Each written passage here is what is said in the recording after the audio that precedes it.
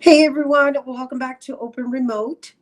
City Meals on Wheels is the largest delivery organization in the country, and they're dedicated to providing nourishing meals for the elderly throughout the community. According to the CDC, the elderly are one of the most vulnerable populations we need to protect during this COVID 19 outbreak, along, of course, with those who have pre existing conditions. Since there is now a quarantine in place, many have been left without centers to visit and get food. Joining us now to speak about City Meals on Wheels efforts during this pandemic crisis, please welcome City Meals on Wheels Executive Director Beth Shapiro. Hi, Beth. Hi, Rena. Thank you for having me. Absolutely. It's really, these are really trying times right now, and it's just been really fascinating acquainting ourselves with individuals via this virtual style of interviewing, and I know that you have been out there doing massive work, and let's just start with sharing with everyone the actual City Meals on Wheels having one of the biggest distribution square feet centers in the Bronx. And yeah, share with us the massive volume you've been dealing with in the past couple of weeks. Sure. So, City Meals is always providing weekend, holiday, and emergency meals to homebound elderly New Yorkers. We're typically delivering to 18,000 people in all five boroughs, about 2 million meals a year. About 500,000 of those meals typically come from our emergency meal distribution center right in Hunts Point in the Bronx.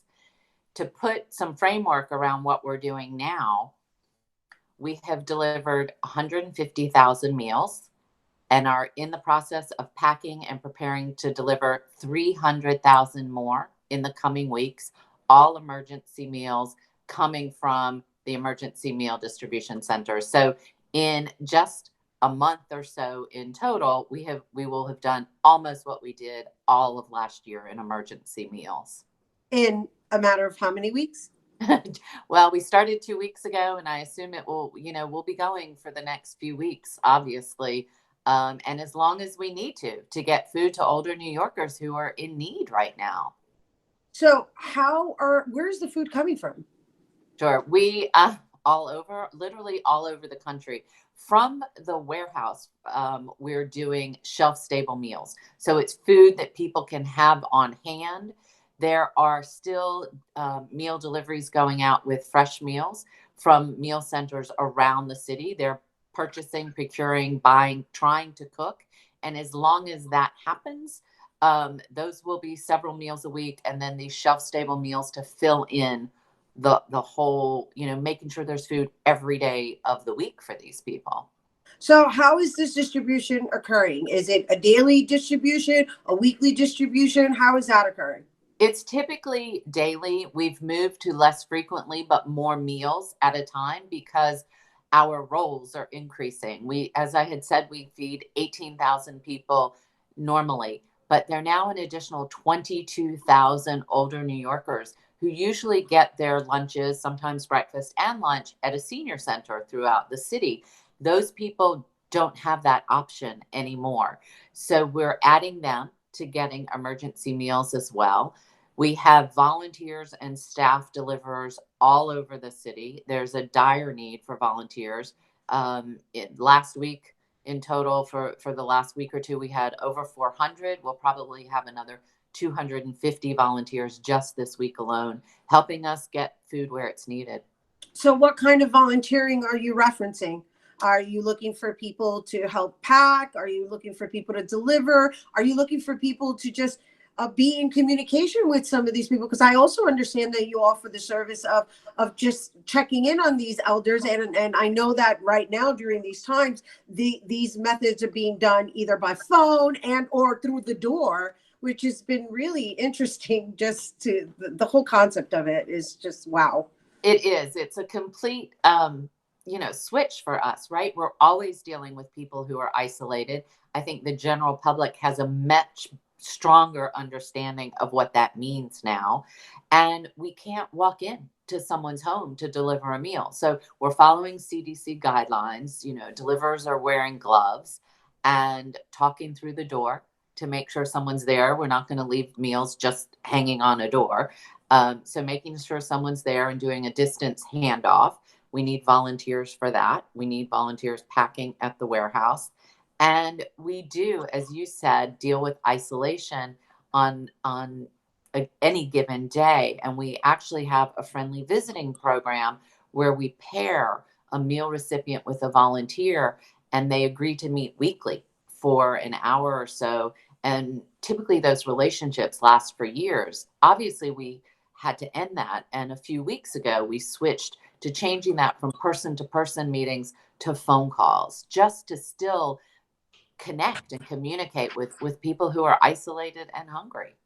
Right, and they're older. And so, with regards to this communication component, are you looking for volunteers to make phone calls as well? We're not yet. We sort of have staff on hand for that, but we, depending on how long this lasts, we will be looking for volunteers to make phone calls. And right now, our greatest need is volunteers to deliver meals and pack up at our warehouse. We've doubled the staff up at the warehouse and have had 20 to 40 volunteers every day up there packing these shelf-stable meals to get them out where they need to be. So how do people volunteer? Do they have to sign up somewhere, or do they just show up? No, please don't show up. You can go to citymeals.org and there's a link to volunteer. And that's the best way to do it, or to email. I can give you someone's email right now. She may kill me, but I hope this gets great exposure and people, it's Vivienne, VIVENNE, at citymeals.org to volunteer, and we'll put you to work.